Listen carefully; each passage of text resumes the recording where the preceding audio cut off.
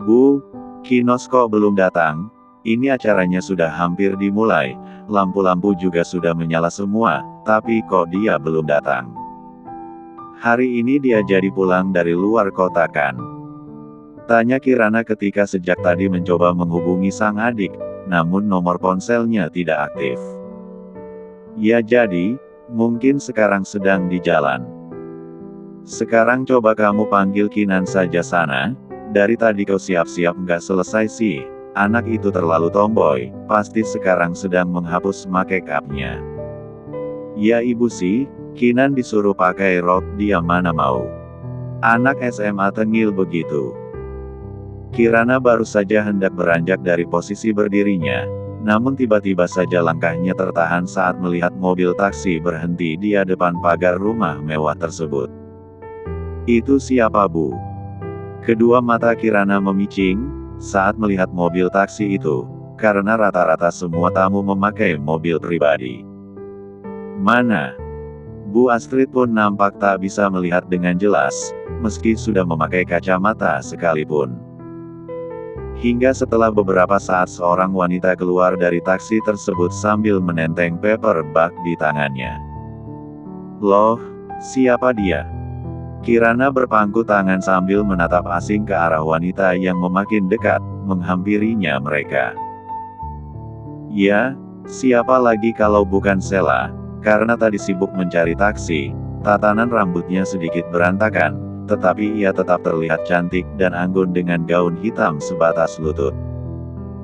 Keberaniannya untuk datang sendiri adalah bentuk apresiasi dan rasa hormatnya kepada keluarga tersebut. Baginya bukan hanya Kinos yang harus ia terima dengan baik tetapi keluarga besar itu juga, hingga ia tidak ragu untuk datang sendiri, padahal dirinya tidak tahu bahwa sebenarnya keluarga Kinos tidak sebaik hati itu. Selamat malam, Bu, Kak. Sela menyalami tangan keduanya, karena ia sudah tahu kedua wanita itu siapa.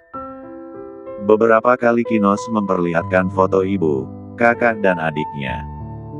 Bu Astrid dan Kirana saling menatap satu sama lain, mereka benar-benar merasa asing dengan sosok wanita di depan mereka sekarang. Maaf, kamu siapa ya? Tanya Kirana. Oh saya. Sela mengulurkan sebelah tangannya. Perkenalkan saya Sela, saya adalah teman Kinos. Tadi sebenarnya kami ingin berangkat bersama, tapi dia sedang ada rapat penting dan akan segera menyusul kemari. Ragu-ragu Bu Astrid meraih uluran tangan tersebut, dan secepat kilat melepaskannya. Begitu juga dengan Kirana. Sikap dan raut wajah kedua wanita di hadapannya membuat Sela semakin tidak percaya diri, ia nampak bingung harus bersikap seperti apa. Hingga setelah beberapa detik, ia mengulurkan tangannya yang sedang memegang 3 paper bag yang cukup berat. Oh ya, ini saya membawa sedikit hadiah untuk ibu, selamat berulang tahun. Ada hadiah untuk Kirana dan Kinan juga. Oh begitu. Kirana nampak malas saat meraih paper bag tersebut. Silakan masuk saja ke dalam, boleh duduk di depan, di dalam rumah atau di halaman belakang. Baik, Kak. Terima kasih. Cepat-cepat Sela melangkah masuk ke dalam area dalam rumah. Ia menggedarkan pandangannya ke sekeliling tempat tersebut. Mungkin ia tidak menyangka bahwa rumah orang tua Kinos begitu mewah tidak kalah dengan kediaman keluarga Hardiansyah. Kinos yang ia kenal adalah pria mandiri, yang tidak pernah membahas tentang siapa keluarganya dan sekaya apa dia sebenarnya. Setelah kepergian Sela, Kirana langsung meletakkan paper bag tersebut di sebelah pilar besar rumah mewah itu, lalu melangkah mendekati sang ibu yang sejak tadi sibuk dengan pikirannya sendiri. Bu, wanita tadi jangan-jangan pacar Kinos. Ibu juga berpikiran begitu. Tapi kelihatannya tidak asing, seperti sering ibu lihat, tapi di mana ya? Masa sih? Tadi dia bilang namanya Sela, kan? Bu Astrid mengangguk. Sebagai seorang sosialita yang terkenal di dalam dan di luar kota, ia seperti tidak asing dengan wajah yang baru saja muncul di hadapannya. Raut wajahnya yang sejak tadi nampak datar seketika menegang saat mengingat sesuatu. Tanpa pikir panjang, Bu Astrid langsung meraih ponsel di dalam tas branded yang sejak tadi ia bawa kemana-mana. "Ibu ngapain sih?" Tanpa memperdulikan pertanyaan sang putri, ia membuka ponselnya dan mengetikkan nama Sela Hardiansyah di kolom pencarian G00GLE. Tak butuh waktu lama untuk beliau mendapatkan hasilnya. Jejak digital memang sangat meresahkan, terlebih untuk seseorang yang mempunyai track record yang sangat buruk pada masanya. "Dasar, benarkan?" Ia memperlihatkan layar ponselnya kepada Kirana. "Hah?" Kirana nampak tercengang ketika melihat judul artikel yang memuat tentang Sela dan ibunya. Nampak di artikel itu juga ada keterangan tentang kasus Nyonya Sophie hingga membuat putrinya mendekam di panti rehabilitasi kesehatan mental. "Kinos benar-benar ya, Bu. Masa wanita seperti ini dibawa masuk ke keluarga kita sih? Haduh, Ibu pusing. Entah apa yang dipikirkan adik kamu, seperti tidak ada wanita lain saja." Kirana mendengus kesal lalu berbalik pergi meninggalkan tempat tersebut. Langkahnya menghentak-hentak hingga akhirnya sampai di taman belakang. Dari kejauhan ia bisa melihat Sela sedang berdiri di samping kolam renang, bicara dengan salah seorang tamu seperti sedang memperkenalkan diri. "Wah, sok ramah sekali. Apa dia sedang memperkenalkan diri sebagai pacar adikku?" Ia menatap remeh dengan seringai tipis tergambar jelas di wajahnya. Sambil berpangku tangan, Kirana melangkah mendekati Sela sesaat setelah wanita itu selesai bicara dengan seorang tamu. "Hi Sela. Sepertinya kamu betah ya di sini." "Iya, Kak. Tadi kakak sepupu Kinos juga sangat ramah." Kedua mata Kirana nampak menelisik penampilan Sela dari ujung kaki hingga ujung kepala. "Jadi begini ya, jika benar kamu dan Kinos hanya teman kami tidak masalah sih, tapi jika lebih dari itu, aku harap kamu jangan keterlaluan. Kami tahu, kamu siapa, aib kamu dan ibumu bertebaran di jagat maya. Bagaimana kalau anggota keluarga besar kami di sini mengetahui identitas kamu yang sebenarnya?" Kepala Sela spontan tertunduk. Ia terlihat sedikit syok dengan ucapan Kirana. Kinos itu anak laki-laki satu-satunya dan dia juga cucu laki-laki satu-satunya. Dia sangat berharga bagi kami. Tolong ya jangan sok ramah di sini, pakai acara memperkenalkan diri segala ke orang-orang. Makanlah lalu pulang, tidak perlu menunggu Kinos datang. Kirana melangkahkan kakinya melewati Sela, tetapi ia masih saja dengan sengaja menyenggol bahu wanita itu.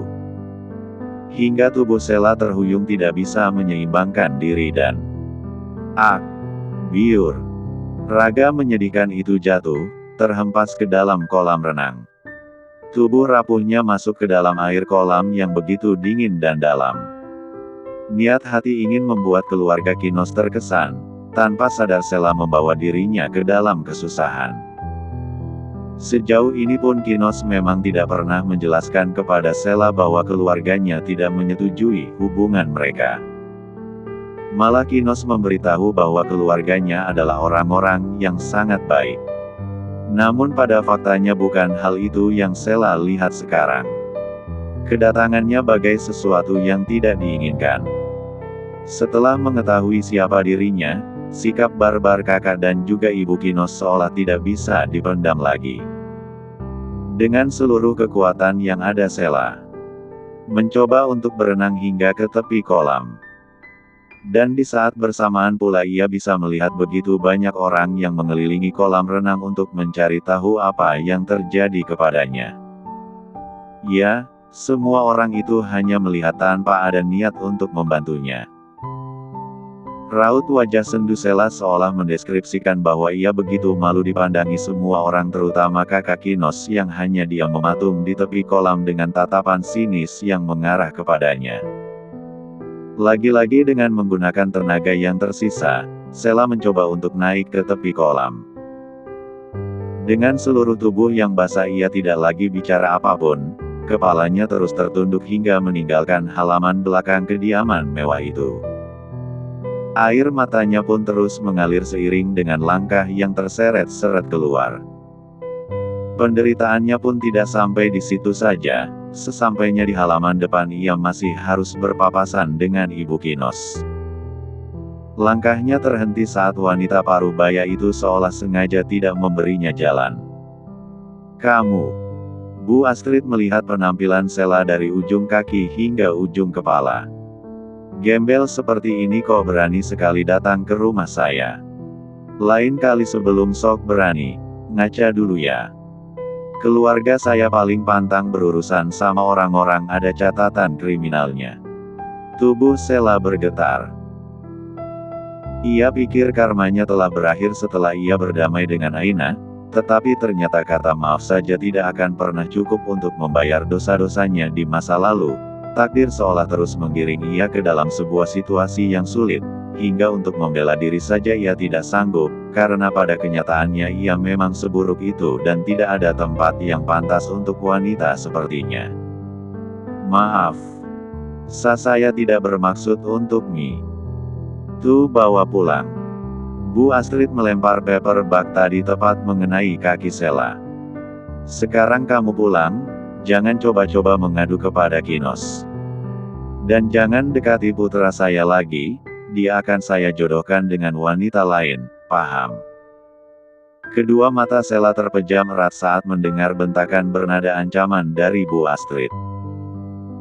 Setelah kepergian wanita parubaya itu, Sela meraih 3 paper bag yang ia bawa tadi, lalu kembali menyeret langkahnya meninggalkan tempat tersebut. Di saat bersamaan, Kinos terus mencoba untuk menghubungi wanita pujaannya itu. Namun nomor ponselnya tidak aktif. Akhirnya ia mencoba untuk menelepon adiknya, Kinan. "Ya, Mas Iki, kenapa? Sela sudah sampai di sana belum?" "Sela siapa? Aku dari tadi masih di kamar ini, belum selesai siap-siap, males dandan, gak asik." Kinos menghela napas panjang. "Ya sudah, sekarang coba cek di luar, cari Sela. Nanti Mas kirimin fotonya. Mas terjebak macet, tidak bisa berkutik." "Oke." Panggilan telepon tersebut langsung terputus. Entah mengapa Kinos merasa sedikit khawatir, terlebih nomor ponsel Sela yang tiba-tiba saja tidak aktif. Padahal beberapa saat yang lalu ketika ia hendak meninggalkan kantor, Sela sempat mengirim pesan chat bahwa dia sudah sampai di lokasi acara. Perempuan berusia 17 tahun itu melangkah santai keluar dari kamarnya. Ia tersenyum tipis saat melihat gambar wanita yang dikirimkan oleh sang kakak. Wow, ternyata benar sudah punya pacar. Tapi sesuai gak nih sama kriteria ibu, kenapa bulu kuduku langsung berdiri? Kinan bergedik lalu mempercepat langkahnya menuruni tangga. Saat dari kejauhan ia melihat sang kakak, langkahnya pun langsung dipercepat lagi. "Kak Nara, apa sih kamu ini teriak-teriak? Di sini banyak orang loh." "Juga sikap," ketus Kirana dengan tatapan kesal, moodnya benar-benar sedang tidak baik sekarang. "Yaelah, marah-marah aja. Aku cuma mau nanya." Kinan memperlihatkan gambar di layar ponselnya. "Wanita ini sudah datang belum? Namanya Sela." Spontan Kinara langsung merebut ponsel tersebut dari tangan adiknya. "Siapa yang mengirimi kamu foto ini, Kinos?" Dengan tatapan bingung, Kinan mengangguk. "Iya. Aku diminta nyari Kak Sela itu, sudah datang belum?" "Tidak tahu." Kinara mendengus sambil berpaku tangan. "Sudah, jangan dicari. Kalau Kinos nanya bilang saja, dia tidak datang, paham?" Tatapan sinis Kinara membuat Kinan mau tidak mau nurut. Selain ibunya, Kinan paling takut kepada Kinara. Kakak perempuannya itu seolah mewarisi segala aspek yang berhubungan dengan Bu Astrid baik fisik maupun psiker. Kalau gitu aku balik ke kamarku aja, aku ngantuk gak suka acara beginian. Eits, tidak boleh. Sekarang kamu ikut kakak ke belakang, kumpul sama keluarga. Dengan paksa Kinara menarik lengan adiknya meninggalkan tempat tersebut. Kak Nara. Ini Pak ongkosnya. Malam semakin larut saat Sela sampai di depan gedung unit apartemen tempatnya tinggal. Ia terus berusaha untuk menguatkan diri, karena tidak mendapatkan taksi akhirnya ia pulang menggunakan ojek motor. Tukang ojek itu nampak bingung saat menerima uang pecahan 100.000 dari tangan Sela, karena uang tersebut lembab. Tukang ojek itu pun ingin protes tapi tidak tega melihat wajah pucat Sela dan juga penampilannya seperti tikus baru saja tercebur di gat. Ambil saja kembaliannya Pak, sahut Sela saat melihat bapak itu melamun. Terima kasih. Ia menundukkan kepala lalu berbalik pergi. Sesaat setelah masuk ke dalam lift, Sela langsung meletakkan paper bag miliknya begitu saja dan menjatuhkan tubuhnya duduk di lantai lift. Ia mulai menangis sejadi-jadinya. Mama. Ia terisak kian kuat, kejadian hari ini pasti sangat membekas di hatinya. Andai sejak awal Kinos jujur bahwa mereka mempunyai rintangan sebesar ini, Sela tidak akan dengan percaya dirinya datang ke tempat di mana ia tidak diterima dengan baik. Ketika pintu lift terbuka, Sela kembali menyeret-nyeret langkahnya menuju unit apartemen. Ia nampak kesusahan membawa 3 paper bag berisi hadiah yang sudah ia kemas sedemikian rupa siang tadi. Di depan pintu unit, ia kembali berjongkok seolah tak kuat lagi untuk meski sekedar menekan password pintu. Sela. Di saat bersamaan Marcel baru saja keluar dari unit apartemennya. Dengan raut wajah khawatir ia menghampiri Sela yang masih berjongkok dengan kepala tertunduk di depan pintu. Sel. Wanita itu tak menghiraukan panggilan Marcel, ia kembali terisak-isak sambil memeluk erat kedua lututnya. Tentu Marcel semakin dibuat khawatir, apalagi saat melihat sekujur tubuh Sela basah. Ia bersimpuh di samping wanita itu, mencoba melihat wajah yang ditekuk sejak tadi. Sel, kamu kenapa nangis? Ini kenapa basah semua? Pandangan Marcel tiba-tiba tertuju ke paper bag di depan pintu. Sela, sebenarnya kamu kenapa? Jangan diam saja, beritahu aku.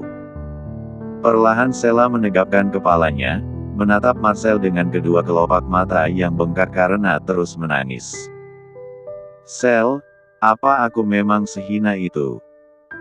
Hingga diperlakukan seperti ini, kamu bilang seorang pendosa sekalipun berhak mempunyai masa depan, kan? Ternyata tidak Sel, aku tidak berhak untuk siapapun dan aku tidak berhak untuk mendapatkan kebahagiaan apapun. Kedua mata Marcel berkaca saat mendengar ucapan Sela. Apa keluarga Kinos menyakitimu?